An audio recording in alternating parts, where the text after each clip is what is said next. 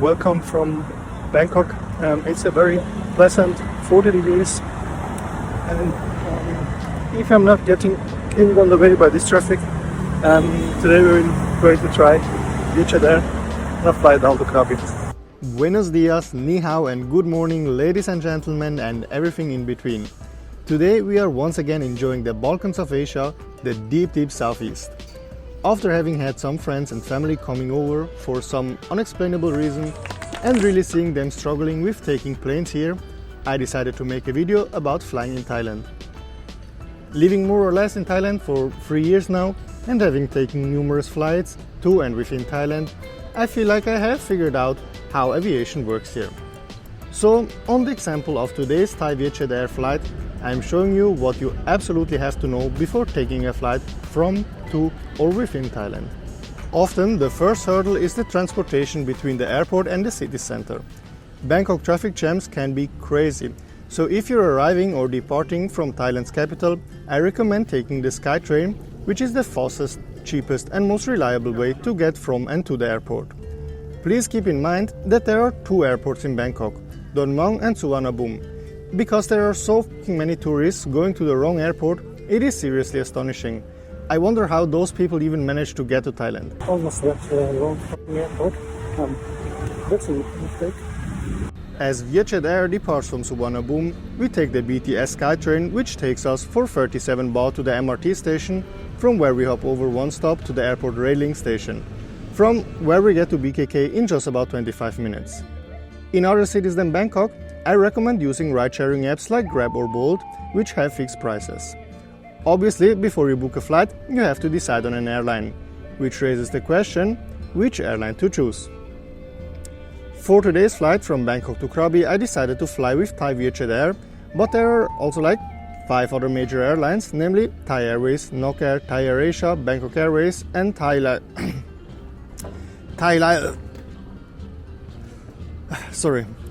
Lion Air. I have flown with all of them multiple times, and when people ask me which airline they should take, I have a very clear answer for them. It depends. If possible, I would avoid Lion Air, since in my experience there are always some issues. They are often late, and on top of that, they aren't really famous for being super safe. Thai and Bangkok Airways seem to be the best, but they are also quite expensive. This leaves us with Nok Air, AirAsia and Vietjet Air, on which most of my flights were good, especially on Nok Air. Traveling within Thailand offers the appealing prospect of low-cost airfare, with many domestic flights priced under 2,000 baht, sometimes even as cheap as 500 baht. However, the true challenge often arises not from finding these deals, but from the seemingly straightforward task of making a payment. For foreigners or Farangs, this can become particularly problematic. Take, for example, the incident faced by 4 of my friends from Switzerland visiting me in Thailand. They attempted to book a flight with Thai Lion Air, only to find their international credit cards utterly useless. Every single one of them was declined. I mean, what are the odds? But the booking page also sucks, to be fair, so in a similar bind, I offered my stack of cards, only to meet the same fate. It seems that despite the myriad of payment options listed on the airline's website, the functional choices for foreigners remain frustratingly limited. In a pinch, there's always the omnipresent 7-Eleven, a lifeline for payments across Thailand. Choosing this option, however, comes with its own set of adventures. When my friends opted to pay at the local 7-Eleven, they followed all the steps, paid the fee for 4 tickets, but then received a shocking update from the airline. They claimed that my friends paid only for 1 passenger instead of 4. The attempts to resolve this with the airline turned into a labyrinthine ordeal, exacerbated by the absence of English-speaking staff. Fortune smiled on us in the form of my Thai wife. Armed with my friend's receipt from 7-Eleven, she managed to rectify the situation, ensuring that the airline acknowledged payment for all 4 tickets. This incident taught us a valuable lesson. When paying at 7-Eleven, safeguard that receipt as if your trip depends on it, because it just might. Without it, you're not just at risk of losing your money, you may also have to navigate the arduous process of rebooking. To avoid an ordeal like this, and even save some money, you can also book through the affiliate link in my video description. By the way, the check-in staff also forgot to print a seat number on the tickets of the girlfriend of my friend. Because of that, she was denied boarding and had to go from the gate back to the check-in area, to get a new ticket and almost missed her flight. So if you fly in Thailand, just avoid Lion Air, please. Upon arriving at Suvarnabhumi airport, my experience at the Vietjet Air check-in was smooth as silk. The staff, like many others across Thailand's airports, might not be the quickest, but their friendliness more than makes up for it. They often show a generous spirit too, especially regarding baggage allowance, turning a blind eye to those few extra pounds in your bags.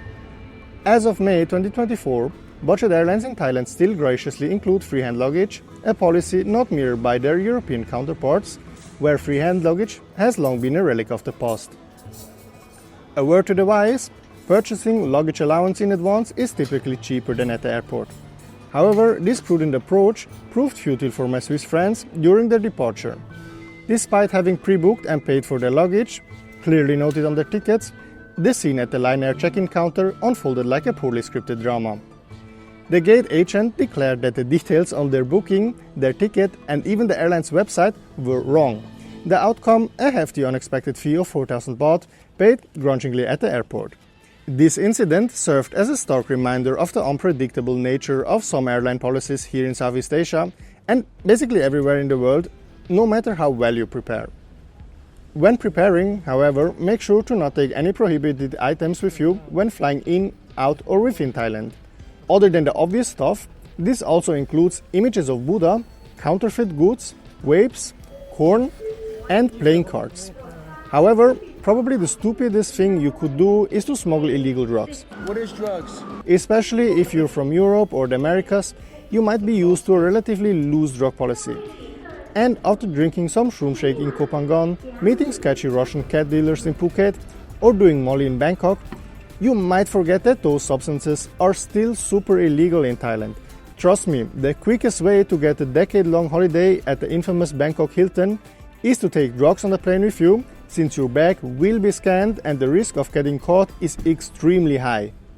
Speaking of high, marijuana is an exemption of that, and according to my sources, you are even allowed to bring it with you on domestic flights. For the remaining substance, don't risk your neck. As we are arriving at the gate, boarding for our Thai Vietjet Air flight down to Krabi started. However, the boarding process was quite slow and chaotic, which brings us to the next point: patience. And this doesn't only go for flying, by the way, but basically for all aspects of daily life in Thailand. So don't come here with an attitude that everything will be done super quickly and efficiently. Thai people are among the most friendly in the world, but they tend to prioritize their sanuk instead of working towards a burnout, which isn't necessarily a bad thing in my eyes. Most likely, you're here for a holiday, so leave your stress at home and just go with the flow. If something takes a bit or a lot longer than you are used to, so be it. Just calculate enough time, bring enough patience, don't get loud, and just accept that things work differently down here. In Thailand, you are a foreigner, and it is not the job of the Thai people to adapt to your standards, but it is your responsibility to value the unique way Thailand works and to practice some patience. After all, the smiles and the Mai Pen Rai attitude is what makes this country so special. However, one thing where a laid-back attitude isn't optimal is when it comes to safety. So from what I can say as an absolute noob when it comes to transportation safety, Thailand's aviation is generally safe. Yet the FAA sees this a bit differently and bans all airlines from Thailand from entering US airspace due to safety concerns. If you are a really nervous flyer, I would recommend avoiding Lion Air. You also have the option to go by bus or train to most places in Thailand, but statistically flying is still a lot safer. Yet on those other modes of transportation, you generally have more space for yourself, as the legroom on airlines in Southeast Asia tends to be incredibly narrow. On most planes of Thai Vietjet Air, Thai AirAsia and even the former Thai Smile planes of Thai Airways, you only get 71 centimeters of legroom. Just for comparison, on Southwest it's 79 centimeters and on Ryanair in most cases it's still 76 centimeters. So 71 centimeters really isn't a lot, especially if you're taller than 180. For the giraffes among you, I therefore do recommend booking seats at the emergency exit or opting for Nok Max when flying Nok Air. But not only the height matters, but also the width, and to expand your width, you can order food from the onboard menu. Except for Bangkok and Thai Airways, catering is not included in the standard fare, but you can pre-order food or purchase on board at fair rates. Obviously, the onboard catering can't reach the standards of the Thai food you get on the ground, but since some airlines like Thai Vietjet Air ban outside food, ordering on board is your only option if you can't go a single hour without eating, you fat f***. Sorry for insulting you, but you will have to get used to getting harassed, because that's precisely what's going to happen when you land at touristic airports like Krabi or Phuket. And the taxi and tuk-tuk mafia will test your calmness. I recommend booking your transportation in advance or going to a prepaid taxi counter to avoid any ugly surprises. An ugly surprise was also a recent flight I had on Pegasus Airlines. Check it out here, or otherwise watch my AirAsia X review here. Thanks for watching and see you next week.